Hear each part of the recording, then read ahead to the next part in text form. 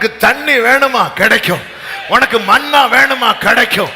என்னோடு வருகிற என் கண்மலையாகிய, ஆமென் சொல்லுங்க பார்க்கலாம். இக்காலத்து பாடுகள் இனி வெளிப்பட போகிற மகிமைக்கு ஒப்பானது அல்ல. இது சொல்லும் போது ஒரு தீர்க்க தரிசனமான வார்த்தை இயேசுவின் நாமத்தில் சொல்றேன். உங்களுக்கு சொன்னது தற்காலிகமானது அல்ல, நிரந்தரமானது. இன்னைக்கு நீங்க படுகிற பாடுகள் தான் தற்காலிகமானது. நம்புறவங்க மட்டும் கைகளை தட்டு.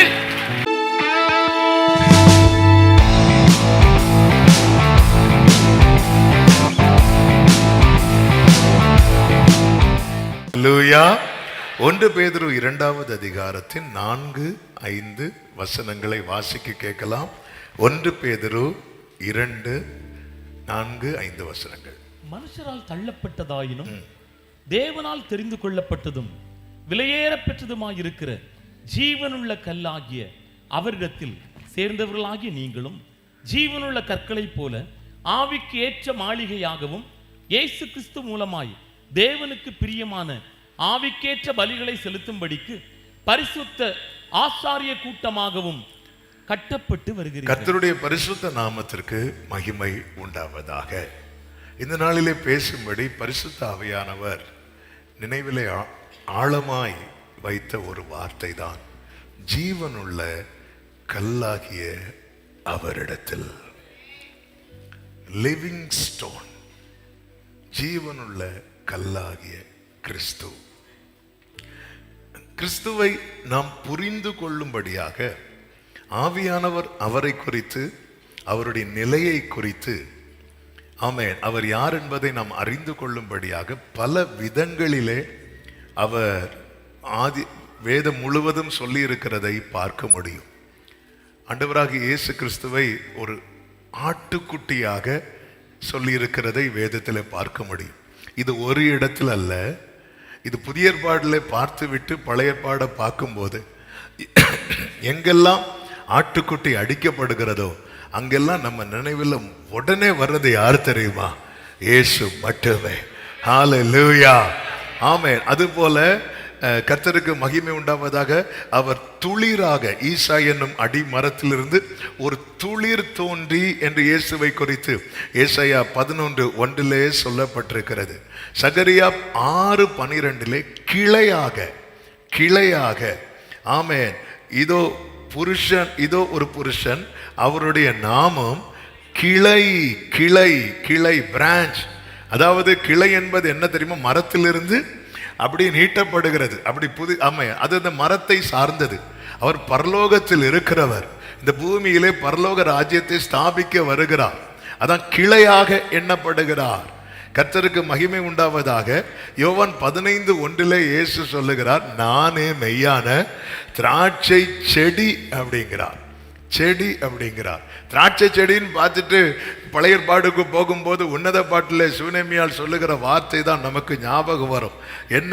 திராட்சை தோட்டங்களை கெடுக்கிற குழி நரிகளையும் சிறு நரிகளையும் நமக்கு பிடியுங்கள். உன்னத பாட்டு 2:15.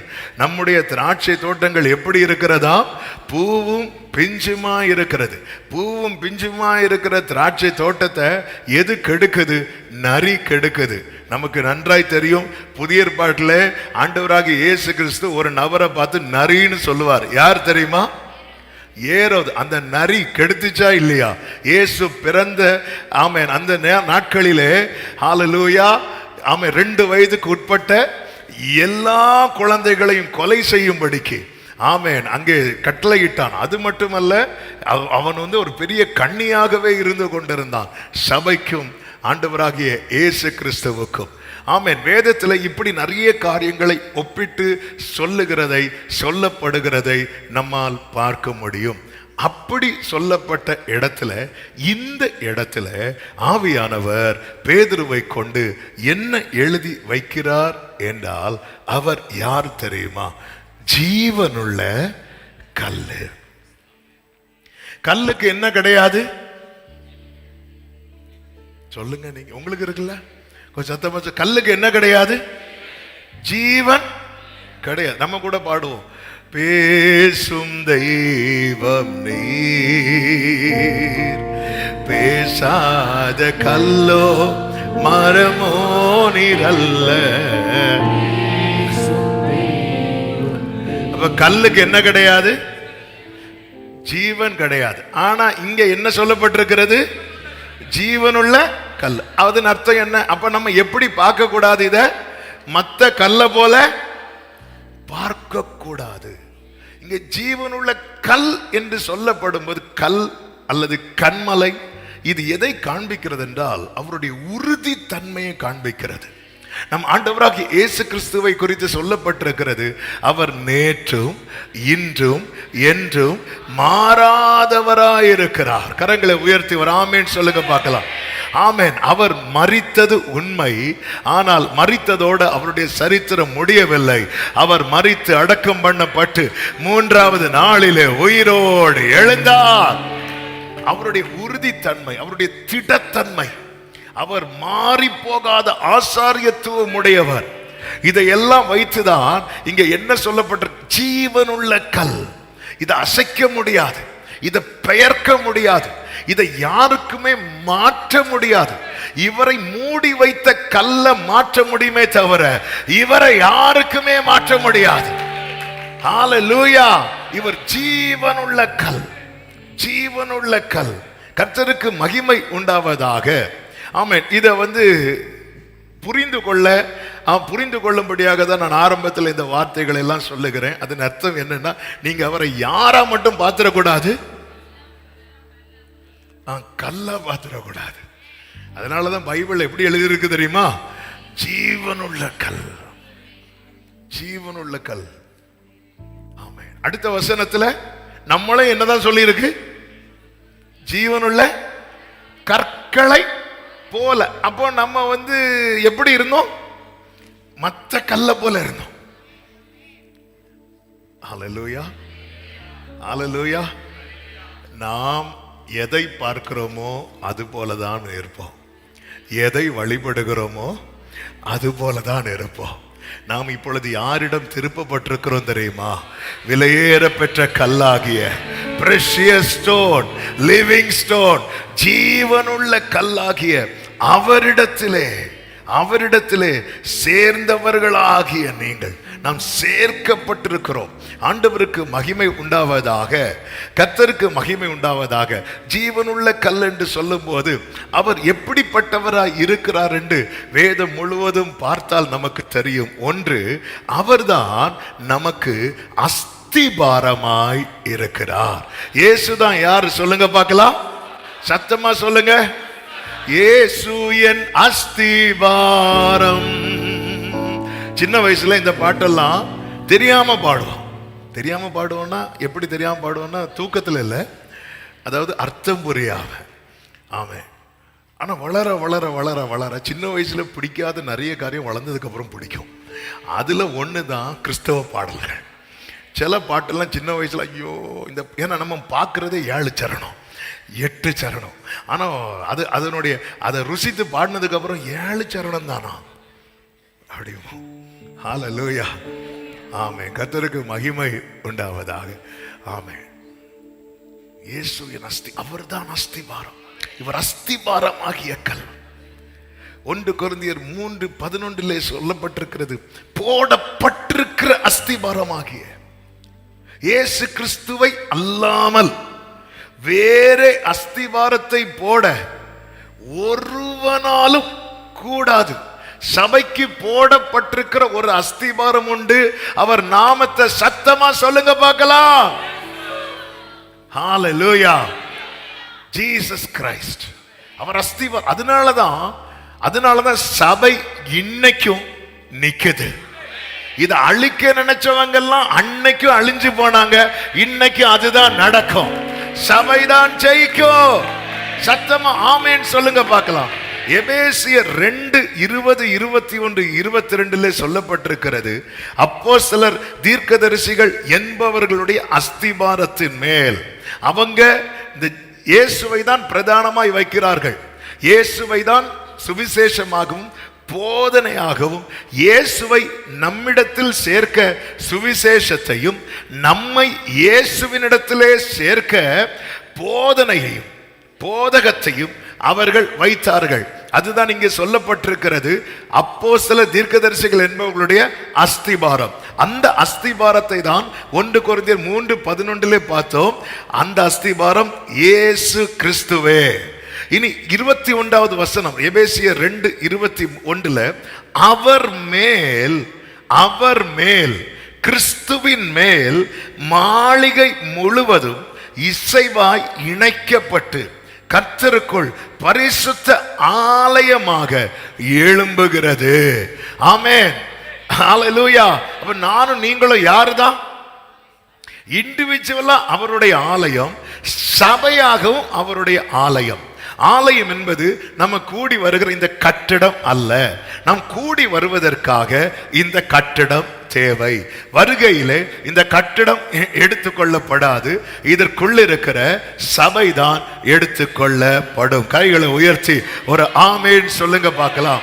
அப்ப எதுக்கு இந்த சபை கூடுதல் அப்படின்னா, அவர் மேல் மாளிகை முழுவதும் இசைவாய் 22வது வசனத்திலே சொல்லப்பட்டிருக்கிறது, அவர் மேல் நீங்களும், சவுண்ட் ரூம்ல இருக்கிறவங்க நல்ல கேர்ஃபுல்லா கவனமா இருங்க, அவர் மேல் நீங்களும் ஆவியினாலே தேவனுடைய வாசஸ்தலமாக கூட்டி கட்டப்பட்டு வருகிறீர்கள். கூட்டி அவர்தான் சேர்க்கிறார், சேர்த்து கட்டப்பட்டு வருகிறீர்கள்.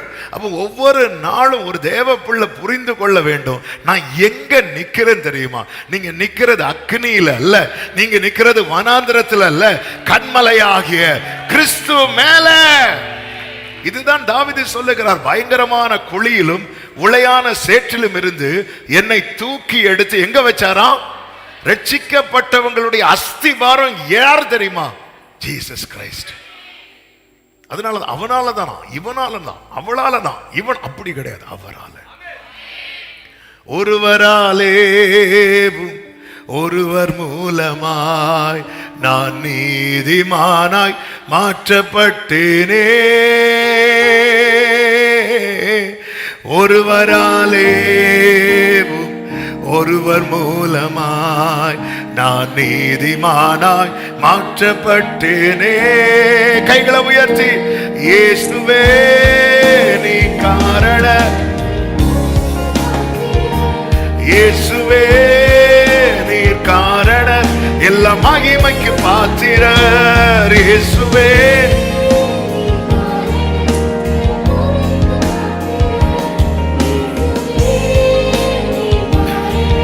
எல்லா மகிமைக்கு கைகளை அசைத்து உம்மை ஆராதிப்பேன் வாழ்நாள் எல்லாம், உம்மை ஆராதிப்பேன். அந்த ஜீவனுள்ள கல், அவர் அஸ்திபாரமா இருந்து நம்மை தாங்குகிறார். ஆமென். என் நீதியின் வலது கரத்தினால் உன்னை தாங்குவேன். தாவீது சொல்லுகிறார், எனது ஆத்துமா உம்மை தொடர்ந்து பற்றி கொண்டிருக்கிறது, உம்முடைய வலது கரமோ என்னை தாங்குகிறது. ஆமென். இது ஜீவனுள்ள கல். அதாவது நம்ம ஒரு வீட்டுக்கு பில்டிங் அஸ்திவாரம் போடுவோம், அதுக்கு ஒரு லிமிட் இருக்கிறது. அதுக்கு மேல வெயிட் கூடனா அந்த பில்டிங்க்கு என்ன கிடையாது தெரியுமா? கேரண்டி கிடையாது. ஆனா இவர் அப்படி கிடையாது, ஜீவனுள்ள கல்.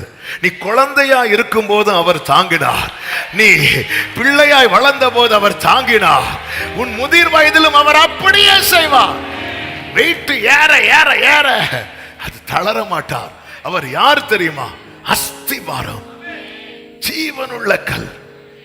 கர்த்தருக்கு மகிமை உண்டாவதாக. இயேசு கிறிஸ்து சீஷர்களை பார்த்து கேட்டார், ஜனங்கள் என்னை யார் என்று சொல்லுகிறார்கள்? ஆண்டவரே, சிலர் உம்மை எரேமியான்னு சொல்றாங்க, சிலர் உம்மை யோவான் தீர்க்கதரிசின்னு சொல்றாங்க, யோவான் ஸ்நானன் சொல்றாங்க, சிலர் உம்மை எலியான்னு சொல்றாங்க. அப்படி ஒவ்வொன்றா சொல்லிட்டு இருக்கிறாங்க. ஆண்டவர் கேட்கிறார், நீங்க என்ன யாருன்னு சொல்றீங்க? நீங்க என்ன யாருன்னு சொல்றீங்க? பேதுரு உடனே சொல்ற, ஆண்டவர் நீ உன்னதமான தேவனுடைய குமாரனாகிய கிறிஸ்து அப்படி சொன்னதும் ஆண்டவர் சொல்றார், நீ பாக்கியவான், மாம்சமும் இரத்தமும் இதை உனக்கு, மத்தேயு 16வது அதிகாரம் 17, 18 வசனங்கள், மாம்சமும் இரத்தமும் இதை உனக்கு வெளிப்படுத்தவில்லை, பரலோகத்தில் இருக்கிற என் பிதா இதை உனக்கு வெளிப்படுத்தினார். இப்ப பேதுருவுக்குள்ள என்ன இருக்கிறது? பிதாவின் வெளிப்பாடு. பேதுருக்குள்ள என்ன இருக்கிறது? சத்தமா சொல்லுங்க. வெளிப்பாடு. வெளிப்பாடு. பேதுருவே, உனக்குள்ள இந்த வெளிப்பாடு இருக்கு பாரு. இந்த கல்லின் மேல், இந்த கல்லின் மேல். எந்த கல்லு? நிறைய பேர் அதை பேதுரு ஆக்கிட்டாங்க. பேதுரு கல்லா? ஆமே, பேதுரு மறுதலிச்சுட்டு போன ஆளு. இந்த கல்லின் மேல், எந்த கல்? கிறிஸ்துவை குறித்த ஒரு வெளிப்பாடு இருக்கு பாரு. இதுக்கு மேலதான் சபையே கட்டப்படும்.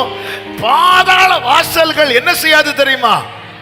அவன் ஒருவனுக்குள்ள கிறிஸ்துவை குறித்த வெளிப்பாடு இருந்தா அவன் தான் பாதாளத்துடைய டார்கெட். உங்களை சத்துரு கண்ணே வைக்கலன்னு வைங்களேன், பெரிய பிரச்சனைன்னு அர்த்தம். நம்மளை சத்துரு கண் வைக்கிறான், முகாந்திரம் இல்லாம போராடுறான், பிரச்சனையை கொண்டு வரான். நம்ம கையிருப்புனால பிரச்சனை வருது இல்லை, அதுக்கும் சத்தானுக்கும் சம்மந்தமே கிடையாது. சரியா? அவன் சொல்ல, நான் சும்மா என் பாட்டுக்கு போயிட்டு இருந்தேன், நான் இந்த பழத்தை தான் சாப்பிட சொன்னேன். இவன் எல்லா மரத்தில் இருக்கிற பழத்தையும் சாப்பிட்டுட்டு சர்ப்பம் என்ன வஞ்சித்ததுன்னு சொல்லிட்டு இருக்காருன்னு சொல்லிட்டு. ஆமே, அதாவது தேவ பிள்ளைங்க வாழ்க்கையில சத்துரு கண் வைக்கிறதுக்கு முக்கிய காரணம் என்ன அப்படின்னா கிறிஸ்துவை குறித்து. ஏன்னா இது மேல சபை கட்டப்படும். சத்துருவுக்கு தெரியும் எப்படியும் இவன் அந்த சபை என்ன செய்ய முடியாது, மேற்கொள்ளவே முடியாது. அதனாலதான் சொல்ல, கிறிஸ்துவை அறிகிற அறிவு ஒரு தேவ பிள்ளைக்கு தேவை. அதுதான் நம்முடைய வாழ்க்கையே கட்டி எழுப்பும். கொரிந்து சபைக்கு இது இல்லாம போயிட்டு வரத்துல அவங்க டாப்ல போயிட்டாங்க. ஆனா உண்மையான அந்த கிறிஸ்துவை அறிகிற அறிவில் அவங்களும். அதனாலதான் நீங்க கிறிஸ்துவுக்குள் குழந்தைகள் என்று, மாம்சத்துக்குரியவர்கள் தான் சொல்றாரு அவரு. அப்படி சொல்ல பார்த்தாரு. இப்படி சொல்றதை விட நம்ம அதாவது நம்ம ஸ்பிரிச்சுவல் லாங்குவேஜில் திட்டுவோம். ஸ்பிரிச்சுவல் லாங்குவேஜில் சில திட்டல் இருக்கு. கர்த்தர் உன்னை சந்திப்பார், அதன் அர்த்தம் என்ன? ஆண்டவர் உன்னை போட்டு தள்ளுவார். அதாவது இதே மாதிரி சில லாங்குவேஜ் வச்சிருக்கிறோம். அதுல தான் அவர் என்ன சொல்றாருன்னா, கிறிஸ்துவுக்குள் உங்களை குழந்தைகள். அப்படி கேட்கும்போது சுகமா இருக்கும். அதன் அர்த்தம் என்னன்னா, 7 கழுத வயசாச்சு, இன்னும் நீ வளர. இதான் அதனுடைய அர்த்தம். கிறிஸ்துவுக்குள் உங்களை குழந்தைகள் அப்படின்னு சொல்றாரு. ஏன்னா கிறிஸ்துவ அந்த வெளிப்பாடு இல்லை, அந்த வெளிப்பாடு பவுலுக்குள் இருந்ததுனாலதான் அந்த குரூப் பீஸ் அங்க பிரிஞ்சு பாருங்க. அதுல ஒரு டீம் யாருக்கு ஃபேவரா வந்தாங்க தெரியுமா? பவுலுக்கு ஃபேவரா வந்தாங்க. பவுலுக்கு ஃபேவரா வந்தது பவுல். பேதுரு, கேபா, அப்பல்லோன் பிரிஞ்சாங்கல்ல, அவங்களை எப்படி கண்டம் பண்ணாரோ அதே போலதான் பவுலுக்காக ஒரு கூட்டம் பாருங்க, அவங்களையும் கண்டம் பண்றா. இதான் ரியல் கிறிஸ்டியானிட்டி. பரவாயில்ல, நம்ம பட்சத்தில் யார் நிற்கிறாங்க, அவங்களுக்கு ஒரு ட்ரீட். மற்றவங்களுக்கு எல்லாம் கசப்பு கலந்த காடி, ஆளு பாடி, அதோட முடிஞ்சு அவங்க அவங்க. ஆனா எனக்கு ஒரு பிரச்சனை வரும்போது இந்த டீம் தான் நின்னாங்க. அவங்க சபைக்குள்ள இந்த பிரிவினையே இருக்கக்கூடாது. வெளிப்பாடு உள்ளவன் எதை விரும்ப மாட்டான் தெரியுமா? பிரிவினையே விரும்ப மாட்டான். ஒரு ஆமேன்னு சொல்லுங்க. வெளிப்பாடு உள்ளவன் குரூப்பிசத்தை விரும்ப மாட்டான். ஏன்னா ராஜ்யமே ராஜ்யத்துக்கு விரோதமா இருந்தா அது என்ன செய்யாது? நிலை நிற்காது. ஆமே, நமக்கு அஸ்திவாரம் கிறிஸ்து. அதான் பவுலா உங்களுக்கு அங்க சிலுவையில மரித்தான்.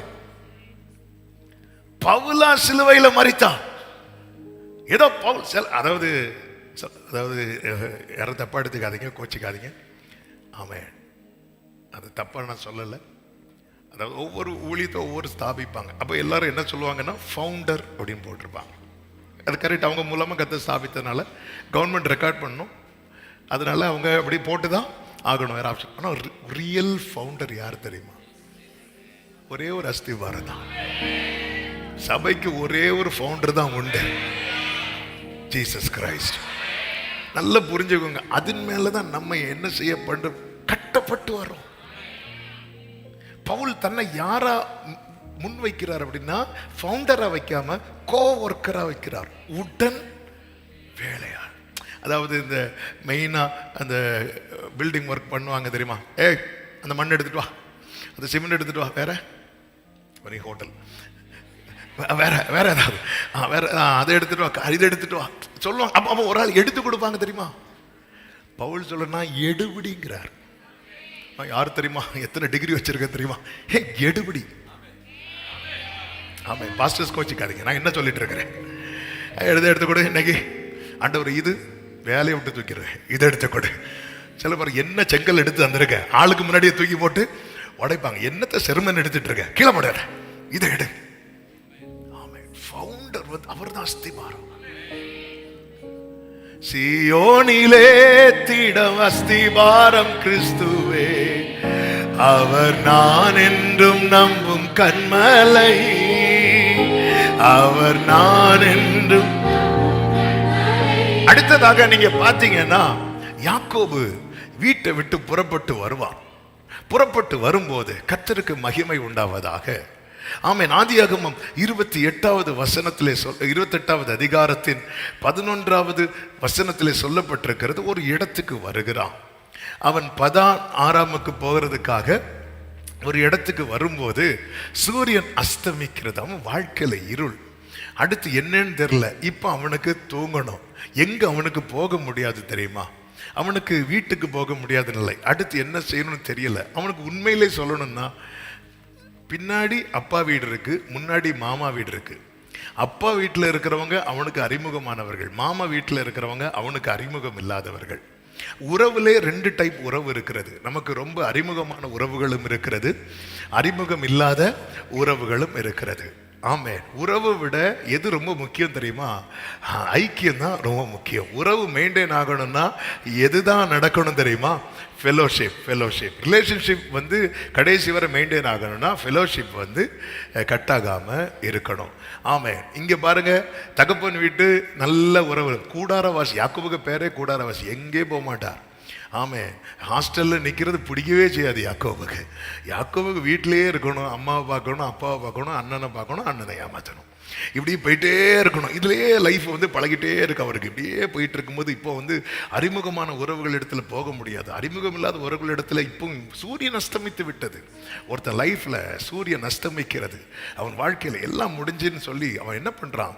அங்க இருந்த கற்களில் ஒன்றை எடுத்து, அதான் எப்போவுமே வந்து புதுசாக பைபிள் படிக்கிறவங்கள்ட்ட சொல்லும் போது, நீங்கள் புதிய ஏற்பாடு படிச்சுட்டு பழைய ஏற்பாடு வரும்போது எல்லா கண்ணில் உங்களுக்கு கண்ணுக்கெல்லாம் என்ன தெரியும் தெரியுமா?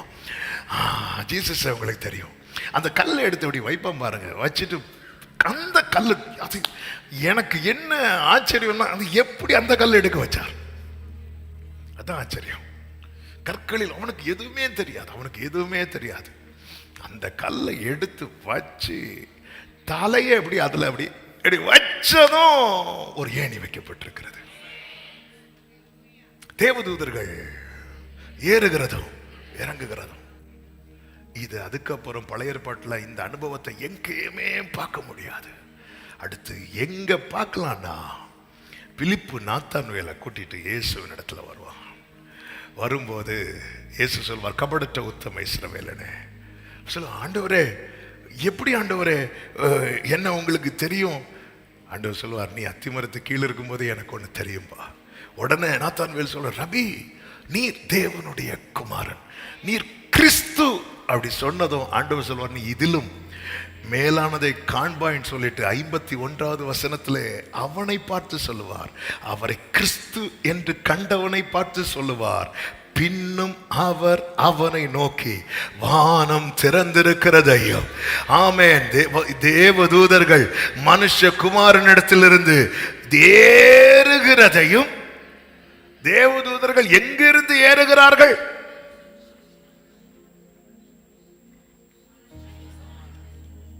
எங்கிருந்து ஏறுகிறார்கள்? மனுஷகுமாரனிடத்திலிருந்து ஏறுகிறதையும் இறங்குகிறதையும் நீங்க காண்பீங்க.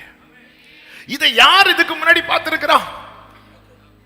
யாக்கோபு, லிவிங் ஸ்டோன், ஜீவனுள்ள கல். இவங்களுக்கு தெரியல, இவனுக்கு தெரியல. ஆமென். அதனாலதான் ஆண்டவர் சொல்ல, நீ என்னை அறியாதிருந்தோ, நீ என்னை அறியாதிருந்தோ உனக்கு நான் இடைக்கட்டு கட்டினேன். ஹalleluya, ஹalleluya. இந்த இடத்துல அவர் யாராக இருக்கிறார் என்றால், அவர் நமக்கு அஸ்திபாரமாய் மட்டுமல்ல, அவர் நமக்கு பரலோக உறவுக்கு காரணராய் இருக்கிறார். ஹalleluya, ஹalleluya. கர்த்தருக்கு மாத்திரம் மகிமை உண்டாவதாக. யாக்கோவுக்கு தெரியல. அவர் சொல்ல, மெய்யாகவே இங்கே கல் இருக்குன்னு சொல்லல, மெய்யாகவே இங்கே கர்த்தர் இருக்கிறார். இதை நான் அறியாதிருந்தேன் அப்படி சொல்லி தலைக்கு கீழே சும்மா போட்ட கல்ல எடுத்து வச்சான் பாருங்க. எடுத்து வச்சான். அந்த இடத்துல அவனுக்கு ஒரு புதிய ஜேர்னி, ஒரு புதிய துவக்கம். கிறிஸ்துவை கண்டவனுடைய வாழ்க்கையில சூரியன் அஸ்தமித்தாலும் அவனுக்கு ஒரு புதிய துவக்கம் உண்டு. காரணம், அவன் யாரும் இல்லாதவன் அல்ல. அவனுக்காக தூதர்கள் ஏறுகிறதையும் இறங்குகிறதையும் யாக்கோபு அந்த கல் எடுத்து வைக்கிறான். ஹல்லேலூயா. ஏதும் இல்லை என்ற கவலை இல்லை, துணையாளர் என்னை விட்டு சொன்னதை செய்திடும், சொன்னதை செய்திடும். நம்புவே நம்புவே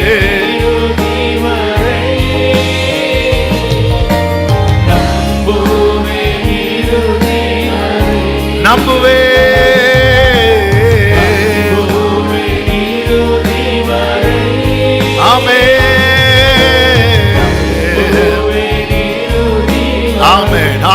ரோமர் 5வது அதிகாரத்தின் 1-2 வசனங்களை வாசிக்க கேட்கலாம்.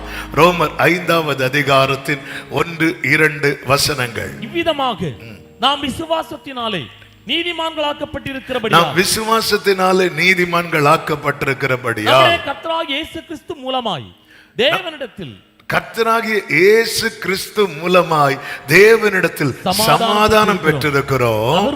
அவர் மூலமாக இந்த கிருபையில் பிரவேசிக்கும் ஸ்லாக்கியத்தை எதுவுமே இல்லாம, ஒண்ணுமே இல்லாம ஒரு கல்லை எடுத்து கீழே வச்சான். ஆமென். அவர் சொல்றார், நான் ஆபிரகாமின் தேவன், ஈசாக்கின் தேவன். இந்த இடத்துல அவர் எதுக்கு வர்றார் அப்படின்னா உறவுக்காக. நல்ல கவனமா கேளுங்க. எப்பொழுது உறவுக்காக வந்தார் பாத்தீங்களா? அவனுக்கு உறவு இனி இல்லைங்கிற நிலைமை வரும்போது உங்க வாழ்க்கையில, ஆமே, ஐயோ எனக்கு என் லைஃப்ல இந்த உறவு இல்லாம போயிட்டு என்கிற நிலைமையில யாராவது நீங்க ஃபீல் பண்ணிட்டு இருக்கிறீங்கன்னா அந்த இடத்துல அவர் யார் தெரியுமா? எல்லாவற்றுக்கும் எல்லாமுமா இருக்கிறார். அவர் தான் உறவுக்கு காரணர். இன்னைக்கு நானும் நீங்களும் பரலோக பிதாவை அப்பா பிதாவை என்று அழைக்க காரணரா இருக்கிறது நம் ஆண்டவராகிய இயேசு கிறிஸ்து. நான் சத்தம் ஆமென் சொல்லுங்க பார்க்கலாம். அவர் மூலமாய் நாம் இந்த உறவுக்குள்ள வருகிறோம். உறவுக்குள்ள வருகிறோம். அவர் எவ்வளவு விலையேற பெற்றவர் பாருங்கள். அது மட்டுமல்ல, உடன் வருகிறவர். 1 கொரிந்தியர் 10:4 சொல்லப்பட்டிருக்கிறது, எல்லாரும் ஒரே ஞான பானத்தை குடித்தார்கள். எப்படி எனில் அவர்களோடு கூட சென்ற கண். அதனாலதான் அது என்ன ஸ்டோன் தெரியுமா? Living stone. கல்லுன்னா அங்கேயே தான் இருக்கும். கல்லுன்னா அதனாலதான் ஆண்டவரை இப்படி இந்த ஆவியானவர் புறாவை போல இறங்கி வந்தார்னு சொல்லி வீட்டுல புறாவை வளர்த்துட்டு இப்படி வச்சுட்டு இருக்க கூடாது. ஆமென். ஆண்டவரே என் மேல் இறங்குவதாக இறங்குவதாக இறங்குவதாக அது ஏதோ போட்டு போயிட்டு இருக்கும். அவர் புறாவை போல, அது கபடு இல்லாதது, அது கபடு இல்லாதது. அதனாலதான் அதை ஒப்பிட்டு சொல்லும் போது ஆண்டவரை நம்ம எளிதில் புரிந்து கொள்ள வேண்டும் என்பதற்காக. நமக்கு தெரியும் அவங்க கூட பழைய ஏற்பாட்டில் பார்க்கும்போது நமக்கு தெரியும் அவங்க கூட போனது எல்லாம் போச்சு. சொல்லுங்க பார்க்கலாம். இஸ்ரவேலர்கள் புறப்படும் போது அவர்களோடு என்னெல்லாம் போச்சு? மேகஸ்தம்பமும் ஆடு மாடா. அது நாளை கழிச்சு. மேகஸ்தம்பமும் அக்கினி ஸ்தம்பமும். புதிய ஏற்பாட்டில் எப்படி எழுதப்பட்டிருக்கு தெரியுமா? அவர்களோடு கூட சென்ற கன்மலை. கன்மலை. ஆமென். உனக்கு தண்ணி வேணுமா? கிடைக்கும். உனக்கு மன்னா வேணுமா? கிடைக்கும்.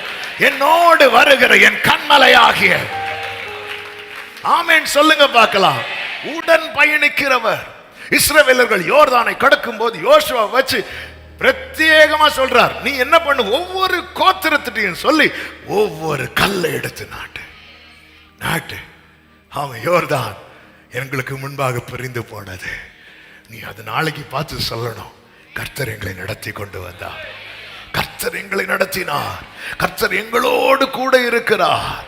ஆமென். அந்த ஜீவனுள்ள கல்லாகி அவரிடத்திலே சேர்க்கப்பட்டதுனாலதான் எத்தனை புயல் அடித்த பிறகும் இன்னும் நாம நிர்மூலமாகாம இருக்கிறோம். காரணம், அவர் நமக்கு அஸ்திவாரமாய் இருக்கிறார்.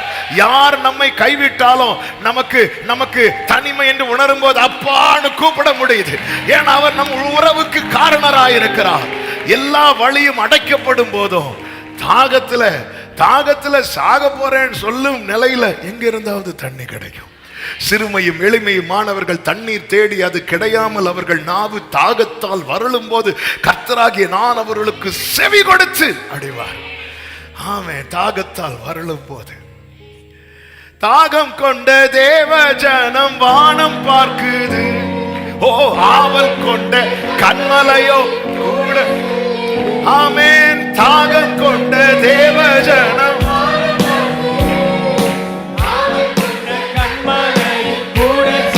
கைகளை உயர்த்தி அன்பான தேவா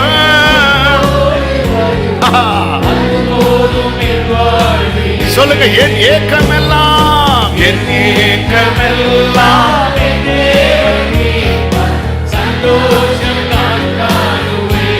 அவர் உடன் வருகிறவர்.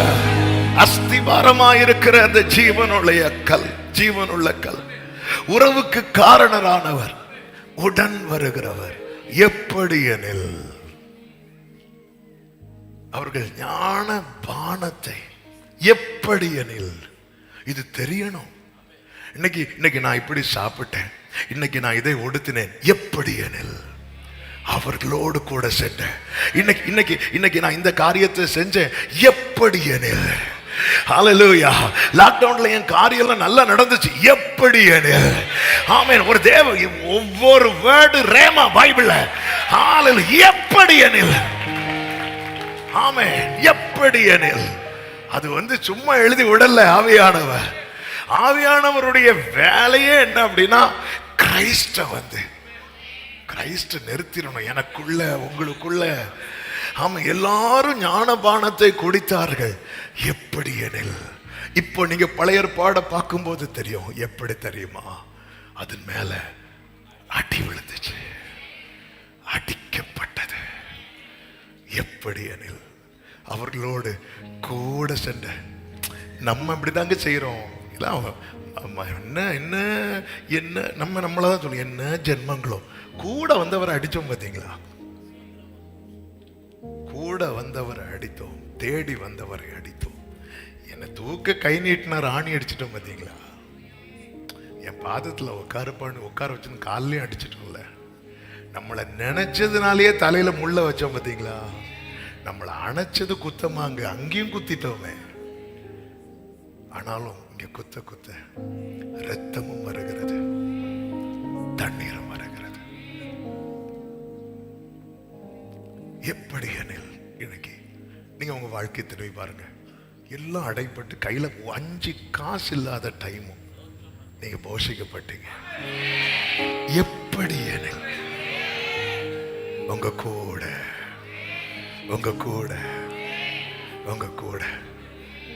அவர்களோடு கூட சென்ற கண்மலை, ஞான கண்மலை.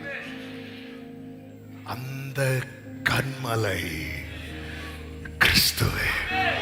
அப்படின்னா இந்த காலை வேளையில எத்தனை பேரால் அதை ஃபீல் பண்ண முடியுது? என் குடும்பத்துல நான் மட்டும் இல்ல, என் கர்த்தர் இருக்கிறா. என் பாதையில கர்த்தர் இருக்கிறா. என் பாதை எல்லாம் அந்தகாரம்,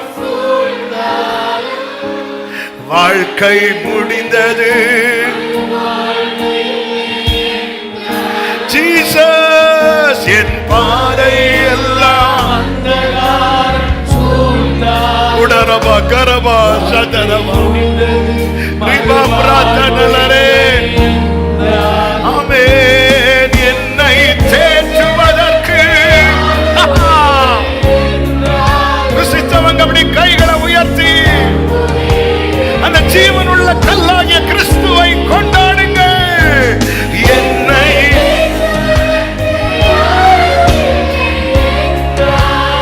ஆமென் நம்புவே. சொல்லுங்க, நம்புவே.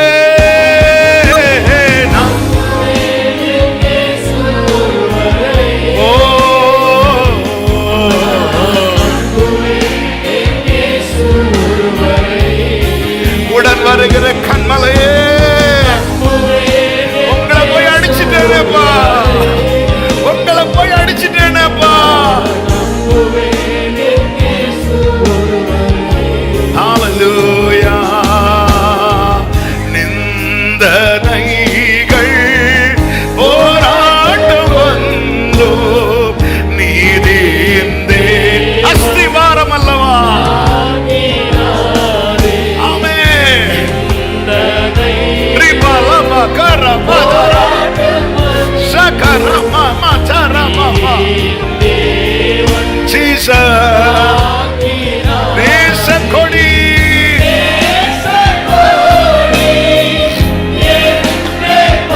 நேசருக்காக என் நேசருக்காக என் நேசருக்காக உடரவா கரவா சந்தர்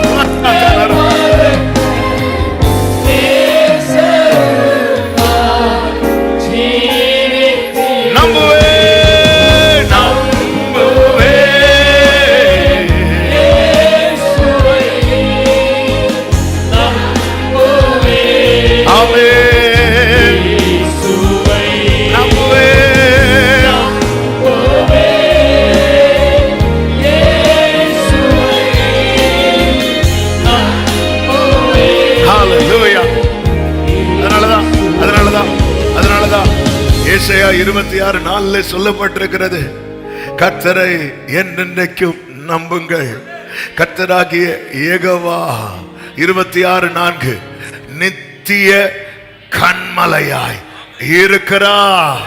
நித்திய கன்மலையாய் இருக்கிறார். ஒரு விசை அடிக்க சொன்னார், அது ஒரு விசை தான் அடிக்கப்பட வேண்டும். இதுக்கு தான் பிதா நியமிச்சிருக்கிறார். ஒரு விசை அடிக்க சொன்னார், இரண்டாவது விசை அதை பார்த்து பேச சொன்னார். ஆனா ரெண்டாவது விஷயம் அடிச்சிட்டான். ரெண்டாவது விஷயம் அடிச்சதும் இந்த கண்மலையிலிருந்து தண்ணி உடனே வரல. நான் இதுக்கு முன்னாடி ஒரு செய்தியில் இதை ஆவியானவர் சொல்ல வைத்தார். தண்ணி வராதது மோசே மறுபடியும் அடிப்பான். ஏன்னா அது அது லிவிங் ஸ்டோன்ல. ரெண்டாவது விஷயம் பேசுன்னு சொல்லும்போது மோசே பேசுவான்னு முகத்தை கொடுத்தா டப்புன்னு அடிச்சிட்டான். அவரால் தாங்க முடியல. அவர் சும்மா சொல்லலைங்க, ஒரு கண்ணத்தை அடிச்சா அவர் மறு கண்ணத்தை காட்டினார். ரெண்டாவது மோசே அடிக்கிறான், தண்ணீரை தான் கொடுக்கிறார். தண்ணீரை தான் கொடுக்கிறார். அவர் சும்மா சொல்லல, அவர் அதனாலதான் அந்த வேர்டு தான் ஜீசஸ். ஜீசஸ் தான் வேர்டு.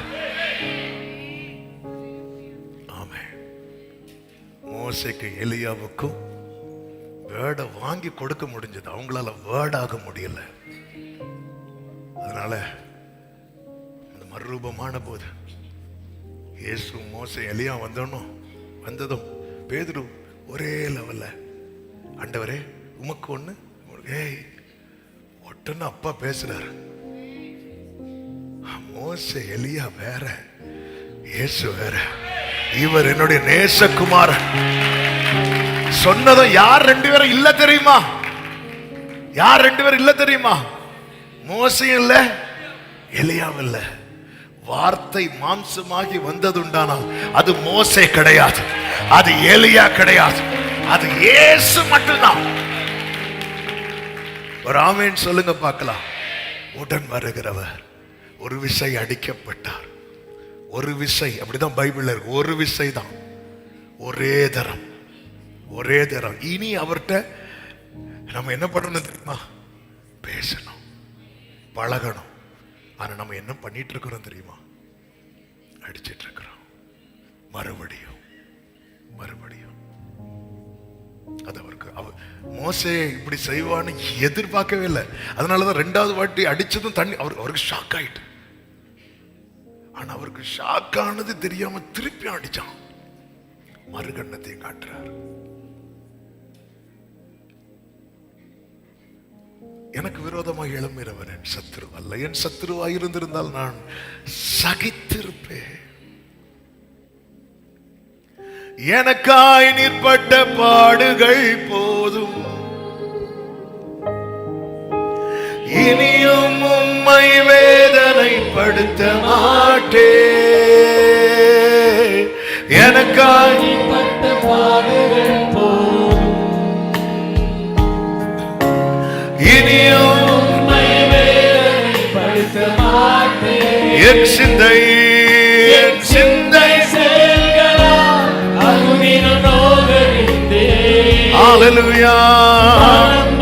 பிரியமானவர்களே, ஒரே ஒரு தீர்மானம். இந்த செய்திக்குள்ள நான் இன்னும் போகல. ஆனா ஆவியில ஒரு அழுத்தம் வர ஆரம்பிக்கிறது.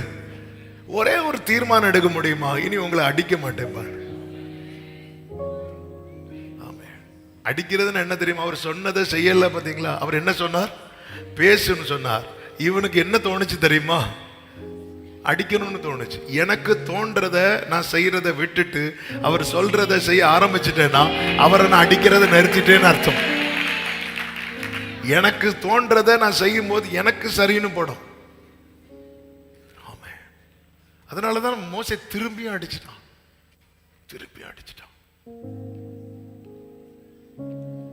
ஒரு விஷயம் அடிக்கப்பட்டார். எபிரேயர் 11:4 என்ன சொல்லப்பட்டிருக்கிறது? 4-5 வசனங்களிலே ஒரு தரம் பிரகாசிக்கப்பட்டும் பரமைவை ருசி பார்த்தும் மறுதலித்து போனவர். 11வது அதிகாரம் தானே? 4வது அதிகாரம் எபிரேயர் 6வது அதிகாரம் அதனுடைய 4 முதல் ஒரு தரம் பிரகாசிக்கப்பட்டும் பரமறிவை ருசி பார்த்தும் பரிசுத்தாவியை பெற்றும் தேவனுடைய நல்வார்த்தைகளும் இனி வரும் உலகத்தின் பலன்களையும் ருசி பார்த்தும். 6வது வசனத்தை வாசிங்க. மறுதலித்து இதெல்லாம் ருசிச்சு அனுபவிச்சுட்டு குட் ஃப்ரைடே, ஆமென், ஈஸ்டர் என எல்லாத்தையும் என்ஜாய் பண்ணிட்டு திருப்பி மறுதலித்து போகிறவர்கள் தேவனுடைய குமாரனை தாங்களே மறுபடியும் சிலுவையில அறைந்து என்ன பண்றாங்க தெரியுமா? காயப்படுத்துறாங்க. நீங்க சொல்லல, அவமானப்படுத்துகிறார்.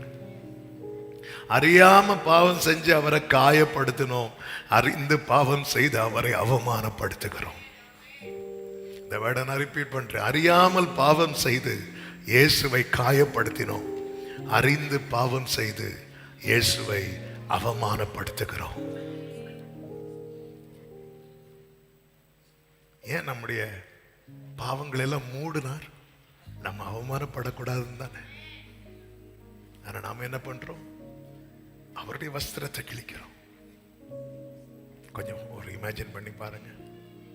அரை நிர்வாணமாய் எருசலேம் தெருவில் ஸ்திரீகள் இருக்கிறாங்க, எல்லா ஜனங்கள் இருக்கிறாங்க, வெளியூர்ல இருந்து வரவங்க இருக்கிறாங்க. அப்படி வந்த சீமோனை தானே தூக்கி சிலுவை சுமக்க வச்சாங்க. அவர் எனக்காக. அப்ப அவர் சொன்ன வார்த்தை என்ன தெரியுமா? இவங்க எப்படி செய்யறாங்க? இத அறியாம செய்யறாங்க. அதனால அவர் சகித்தார். ஆனா அறிந்து, ஆமென், அறிந்து சத்தியத்தை அறியும் அறிவை அடைந்த பின்பு ஒருத்தர் மனப்பூர்வமாய் பாவம் செய்யும் போது, எபிரேயர் 10வது அதிகாரம் அதனுடைய 29 சொல்லப்பட்டிருக்கிறது, தேவனுடைய குமாரனை என்ன செய்கிறானா? காலின் கீழே மிதித்து தன்னை பரிசுத்தம் செய்த அசுத்தம் என்று, அது அசுத்தம் அப்படின்னு சொல்றானா? அசுத்தம் என்று எண்ணி. ஓ, கிருபையின் ஆவியை நிந்திக்கிறவன் எவ்வளவு கொடிதான ஆக்கினைக்கு பாத்திரவானா இருப்பான் என்பதை கொஞ்சம் யோசிப்பா.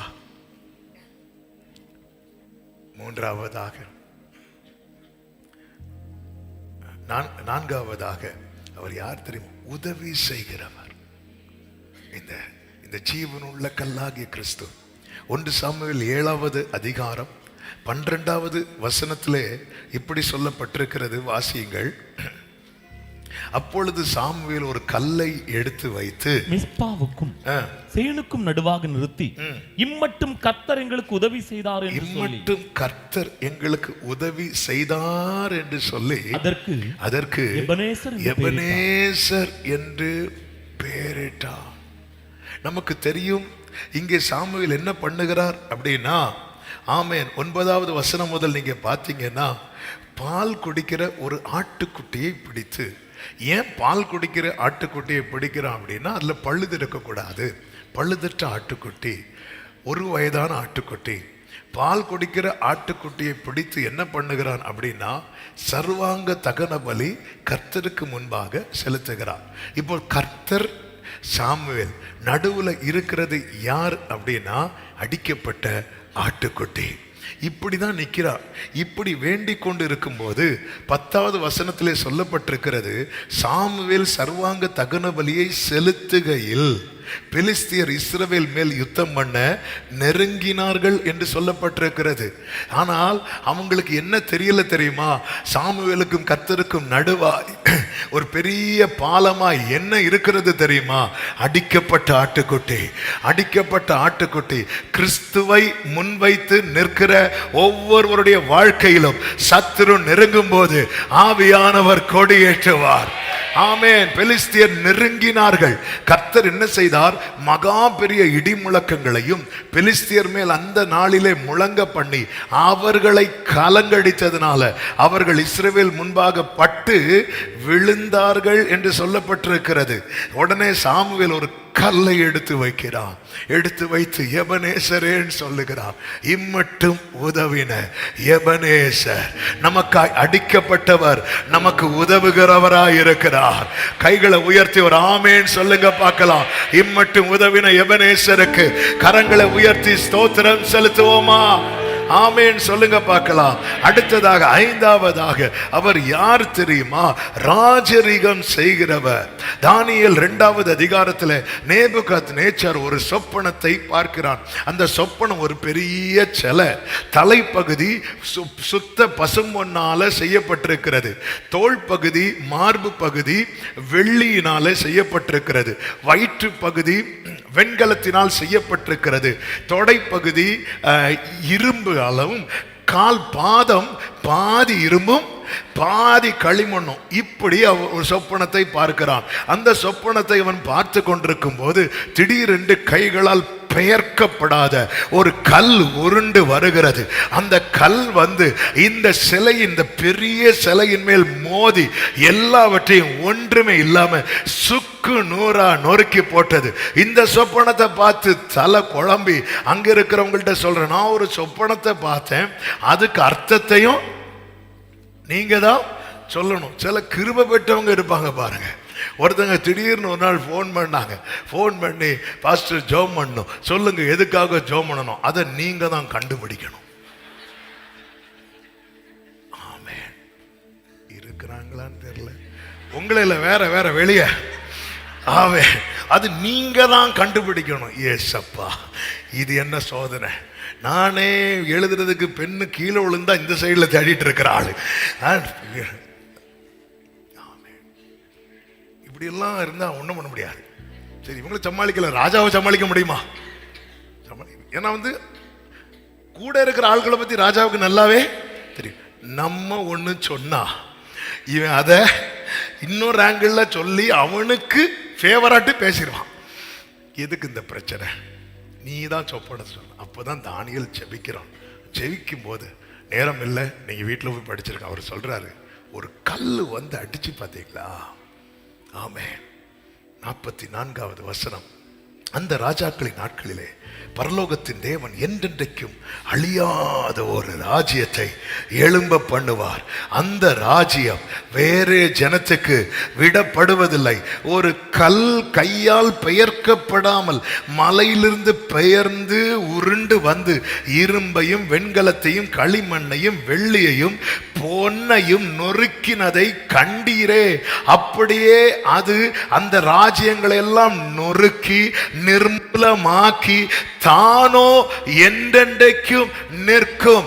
இனி சம்பவிக்க போகிறதை மகாதேவன் ராஜாவுக்கு தெரிவித்திருக்கிறார். சொப்பனமானது நிச்சயம், அதன் அர்த்தம் சத்தியம். அதன் அர்த்தம் என்ன? அதன் அர்த்தம் என்ன? இந்த பூமியில இதற்கு முன்னாடி இருந்த ராஜ்யங்கள் அழிந்தது, இப்பொழுது இருக்கிற ராஜ்யமும் அழியும். இனி அழியாத ஒரு ராஜ்யம் வரப்போகிறது. அவர்தான் நம் ஆண்டவராகிய. இதுதான் சத்தியம். எனவேதான் இயேசு ஜெபிக்க சொன்னார், உம்முடைய ராஜ்யம் வருவதாக. தூதன் கேப்ரியேல் தூதன் மரியாளிடத்தில் அனுப்பப்பட்ட போது மரியாளிடத்தில் தற்காலிகமானதை சொல்லவே இல்லை, நிரந்தரமானதை தான் சொன்னார். என்ன தற்காலிகமானது சொல்லல? மரியாள்கிட்ட இயேசுவின் பாடு மரணத்தை சொல்லவே இல்லை. ஆமென். ஆனா ராஜ்யத்தை சொன்னார். லூக்கா சுவிசேஷம் 1வது அதிகாரம் 31, 32, 33 வசனங்களை வாசிக்கும் போது, இதோ நீ கர்ப்பவதியாகி ஒரு குமாரனை பெறுவாய், அவருக்கு இயேசு என்று பெயரிடுவாயாக. அடுத்து, அவர் பெரியவராய் இருப்பார், உன்னதமானவருடைய குமாரன் எனப்படுவார்.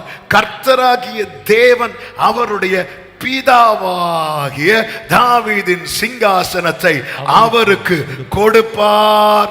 அவர் யாக்கோபின் குடும்பத்தாரை என்றென்றைக்கும் அரசாளுவார். அவருடைய ராஜ்யத்திற்கு முடிவு இராது. அதன் அர்த்தம் என்ன? அவர் பாடு மரணத்தை குறித்து இங்க ஓப்பனே பண்ணல. அவ அந்த ஜேர்னியை ஸ்டார்ட் பண்ணும் போதுதான் ஸ்டெப் பை ஸ்டெப்பா தெரிய வருகிறது. இக்காலத்து பாடுகள் இனி வெளிப்பட போகிற மகிமைக்கு ஒப்பானது அல்ல. இது சொல்லும் போது ஒரு தீர்க்க தரிசனமான வார்த்தை இயேசுவின் நாமத்தில் சொல்றேன். உங்களுக்கு சொன்னது தற்காலிகமானது அல்ல, நிரந்தரமானது. இன்னைக்கு நீங்க படுகிற பாடுகள் தான் தற்காலிகமானது. நம்புறவங்க மட்டும் கைகளை தட்டி கர்த்தர் நம்மோடு தற்காலிகமானதை பேசுகிறவர் அல்ல, நிரந்தரமானதை பேசுகிறவர். யோசேப்பே, உனக்கு காண்பித்தது நிரந்தரமானது, ஆனா நீ படுற கஷ்டம் தற்காலிகமானது. சத்தமா ஆமென் சொல்லுங்க. தாவீதே, உனக்கு சொல்லப்பட்டது நிரந்தரமானது, ஆனா நீ படுற பாடு தற்காலிகமானது. ஹalleluya. கர்த்தர் நமக்கு சொன்னது இன்னைக்கு, ஐயோ ஆண்டவர் இப்படி சொல்லி இருக்கிறீங்க, ஆனா இவ்வளவு வேதனை, இவ்வளவு. அதனாலதான் வேதம் சொல்லுகிறது, ஆண்டவராக இயேசு கிறிஸ்து தமக்கு முன் வைக்கப்பட்டிருக்கிற சந்தோஷத்தின் பொருட்டு அவமானத்தை எண்ணாமல் நம்ம நினைக்கிறோம், ஆண்டவரே மேல பசும்போட, ஆண்டவரே பாபிலோன் சாம்ராஜ்யம், அடுத்த சாம்ராஜ்யம் எங்க இருக்கு ஆண்டவர், இதை தாண்டி நான் எப்படி ஆண்டவரே. ஒரு கல், ஒரு கல் அது வரும். அவர் வரும்போது சத்துருவின் அஸ்திவாரம் நல்ல கைகளை சாட்சி, thy kingdom come. அதனாலதான் பரிசுத்தவான்கள் மரியாள் உட்பட அவங்க சகித்தாங்க. ஏன்னா அவங்களுக்கு கொடுக்கப்பட்ட தீர்க்க தரிசனம் அவருடைய ராஜ்யத்திற்கு. சிலுவைக்கு முன்னாக மரியாளுக்கும் இயேசுதான் ரட்சகர், இருந்தாலும் ஒரு தாய் அல்லவா, எப்படி தாங்கிட்டு இருக்க முடியும்? அவங்க நிக்கிறாங்க. இவங்கெல்லாம் எதை நினைச்சு நின்றுப்பாங்க தெரியுமா? அவருடைய ராஜ்யம். மேல் வீட்டறையிலே 3 வருடம் பழக்கப்பட்ட சீஷர்களோடு கூட 33 வருடம் பழக்கப்பட்ட மரியாள் கூட்டத்தில் ஒரு நபராய் தான் உட்கார்ந்திருந்தார்கள். என்ன கேட்டா, நான் மரியாள வழிபடல மாட்டேன். வழிபட்டுறாதீங்க. அந்த அம்மா கல்லை தூக்கி மண்டையிலே போடும். அந்த அம்மா சொல்லும் அவர் என்ன சொல்றாரோ. ஆனா மரியாளுக்கு சல்யூட், அவ்வளவுதான்.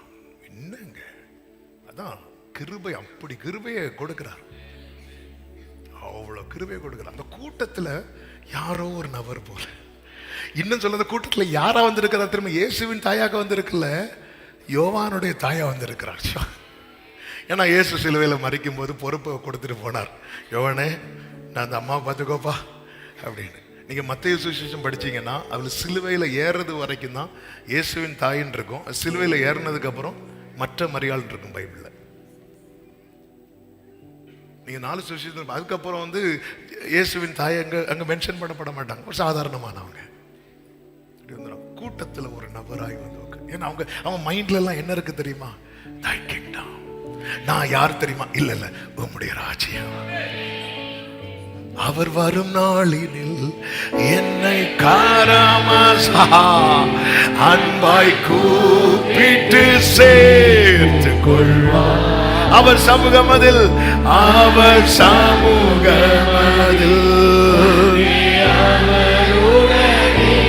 ஆடி பாடி.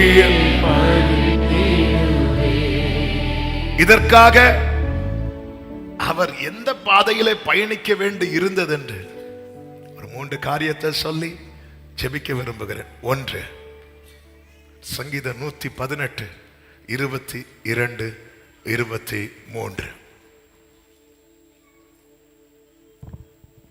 வீடு கட்டுகிறவர்கள் ஆகாதென்று தள்ளின கல்லே மூளைக்கு தலைக்கல் ஆயிற்று, அது கர்த்தராலே ஆயிற்று, அது நம்முடைய கண்களுக்கு ஆச்சரியமாய் ஆகாததென்று தள்ளப்பட்ட கல், ரிஜெக்டட் ஸ்டோன், அவர் தள்ளப்படுவார்.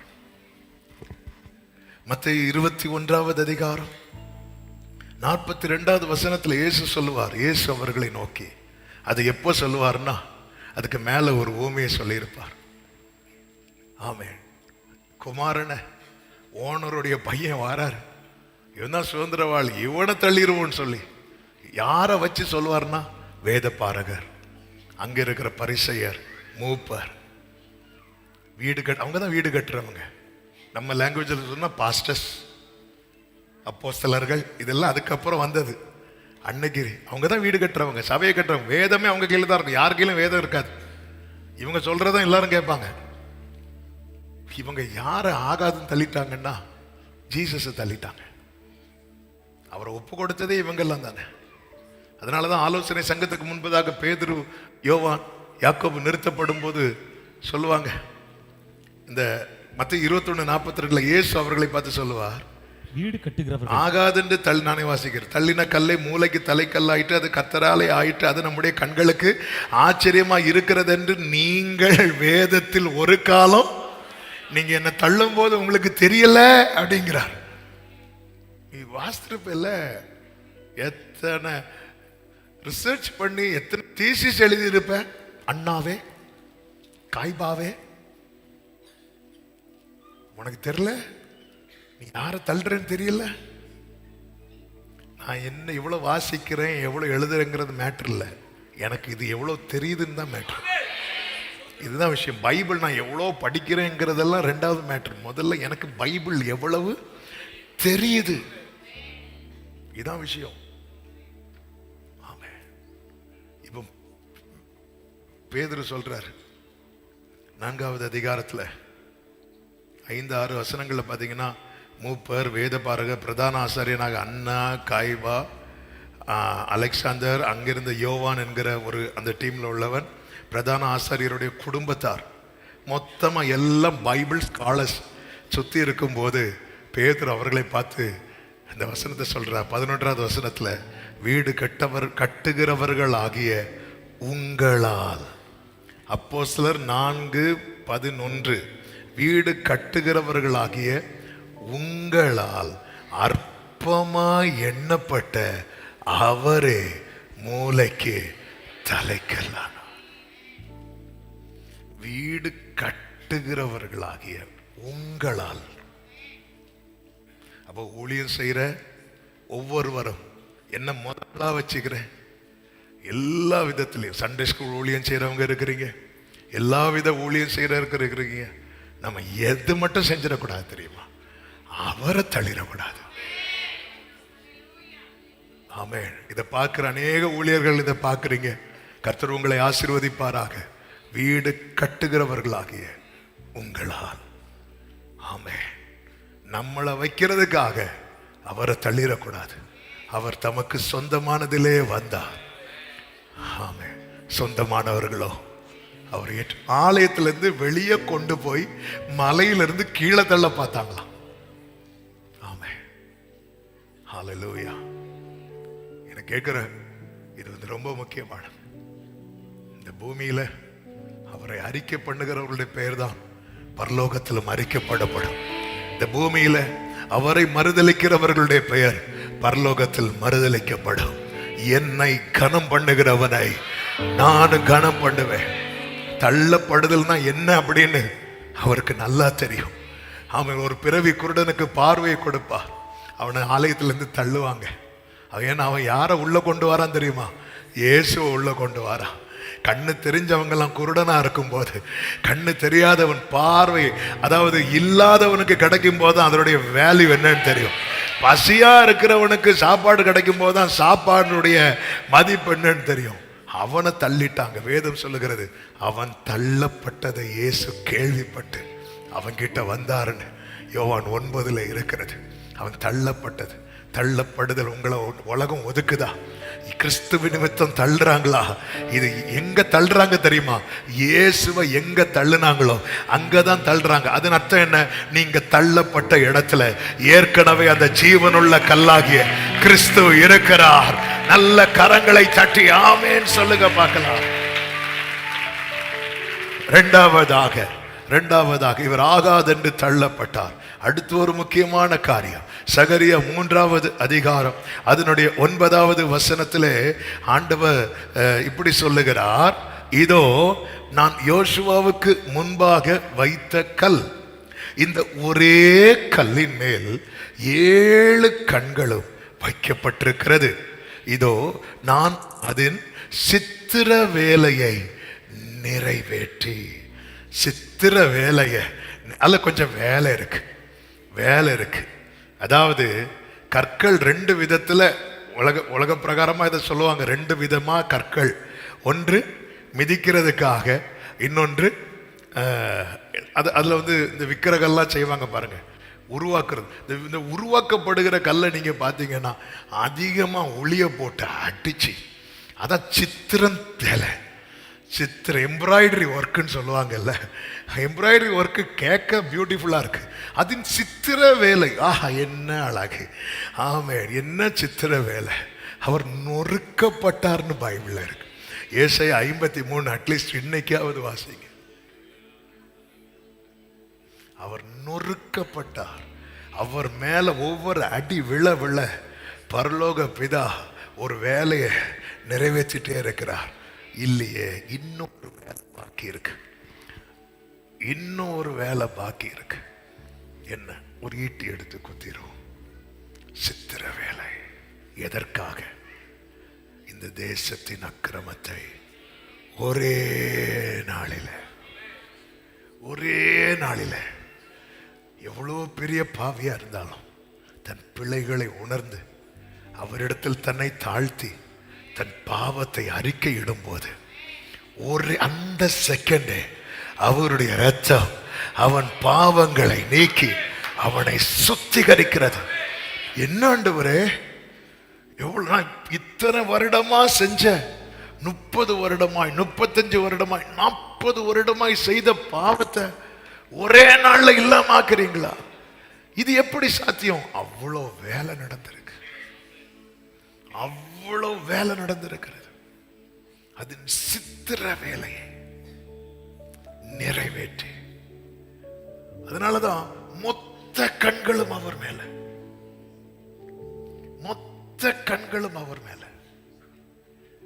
அவரால் பிதாவால தாங்க முடியாமதான் அந்த காலத்துல ராஜாக்கள் தங்கள் இருதயத்தை கிழிப்பதின் அடையாளமாய் வஸ்திரத்தை கிழிப்பாங்க.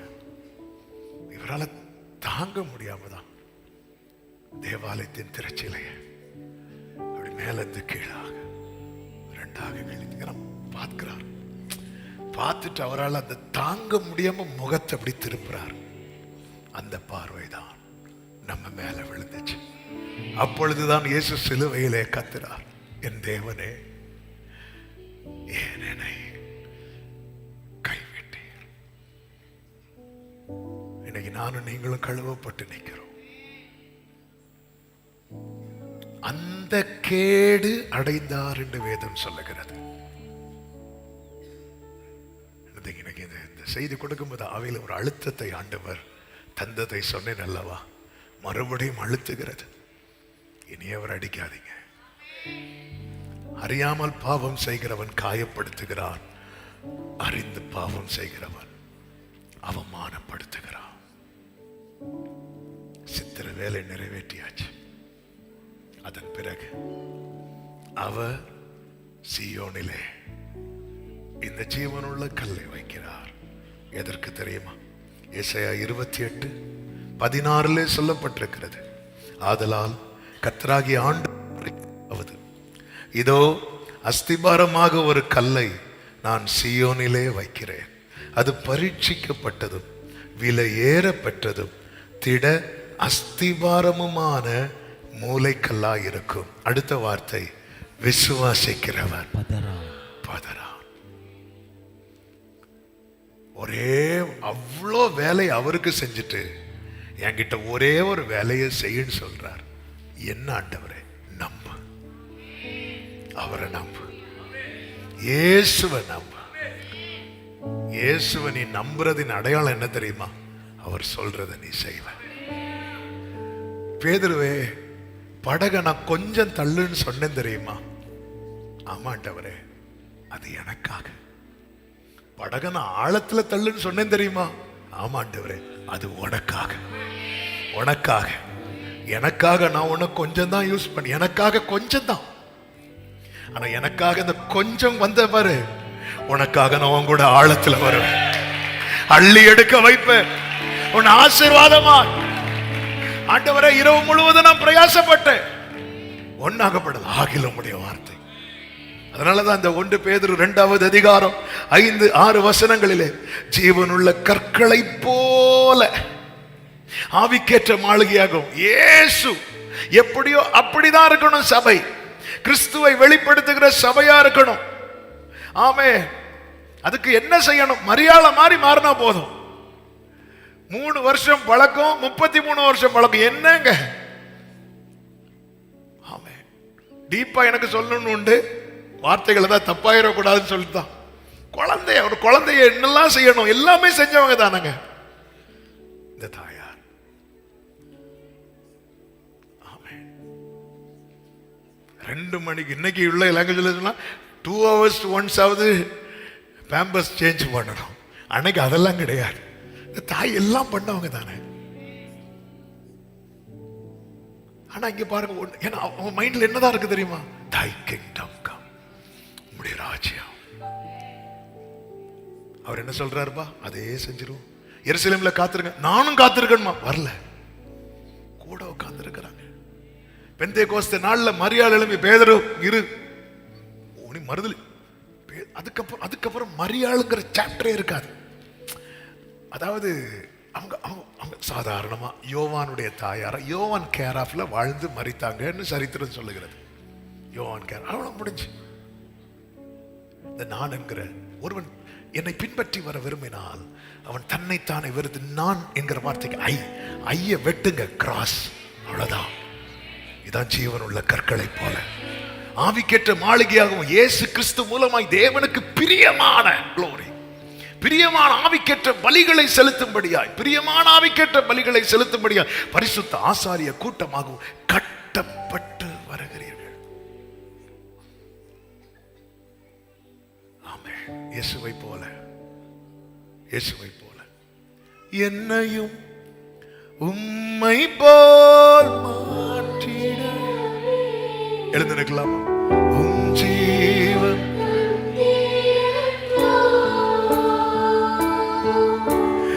எம்மையும் உம்மை போல், உம் ஜீவன்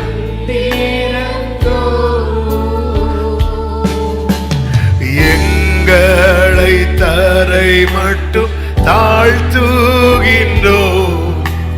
தந்து விட்டோம் அன்பின் கரங்களிலே, ஏற்று என்றோ நடத்தும். ஹல்லேலூயா. ஏற்று என்றோ நடத்தும் கல்வாரி அன்பை, என்னிடும் வேளை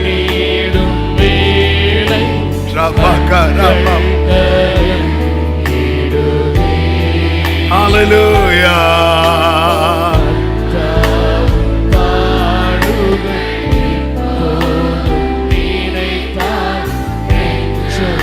அர்ப்பணிப்போடு வலது கரத்தை உயர்த்தி இடது கரத்தை இருதயத்தில் வைத்து, எம்மையும் உம்மை போல்,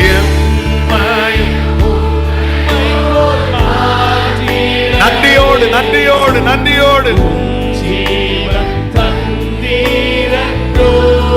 ஜீவனுள்ள கல்லாகிய கிறிஸ்துவே, நாங்களும் ஜீவனுள்ள கற்களை போல்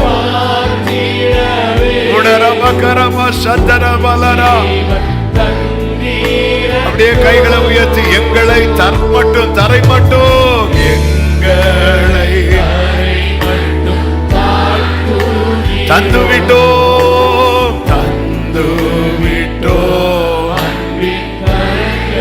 ஏற்று நடத்துங்கப்பா, ஏற்று என்றும். ஆமென்.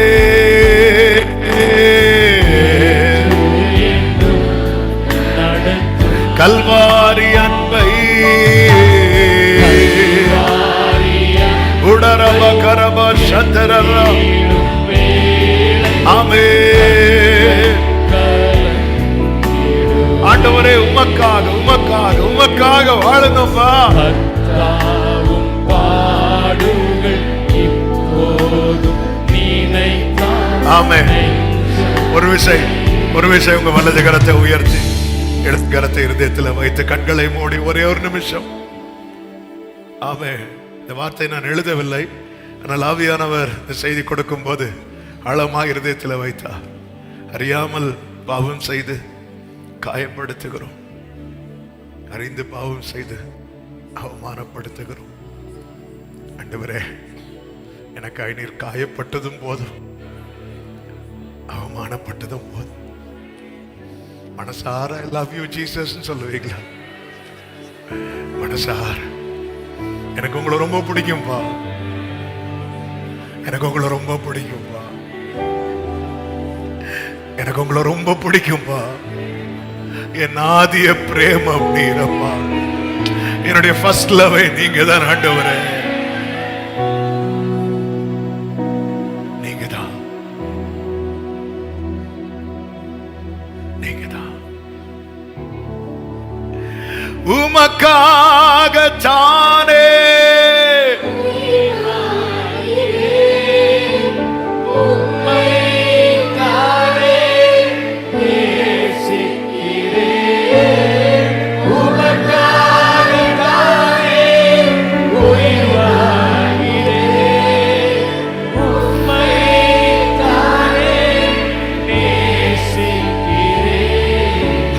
வாழ்ந்தாலும் உம்மோடுதான்,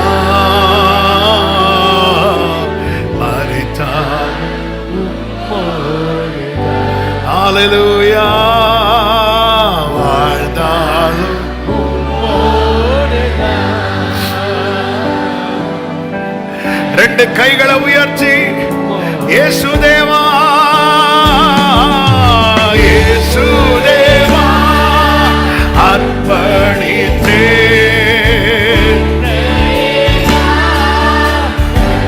ஓடர மக்களே சசவர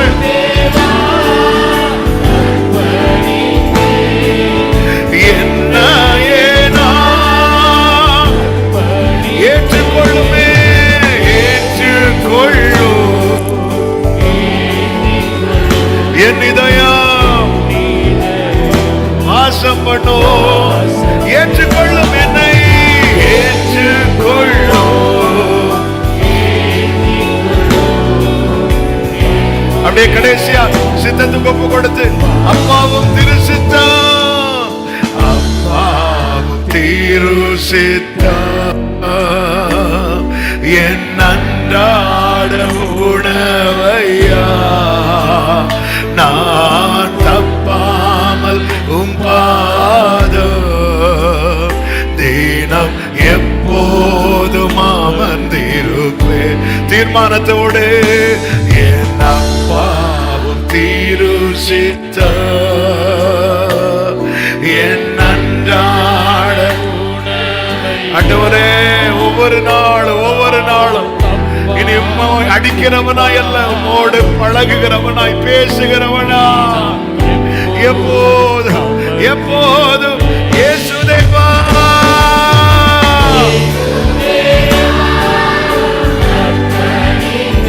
ஆமென். இயேசுதேவா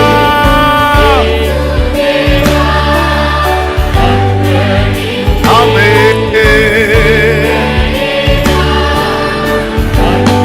ஏற்றுக்கொள்ளும், ஏற்றுக்கொள்ளும்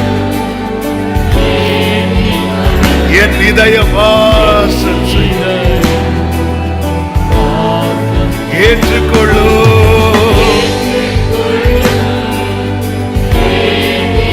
ஹல்லேலூயா.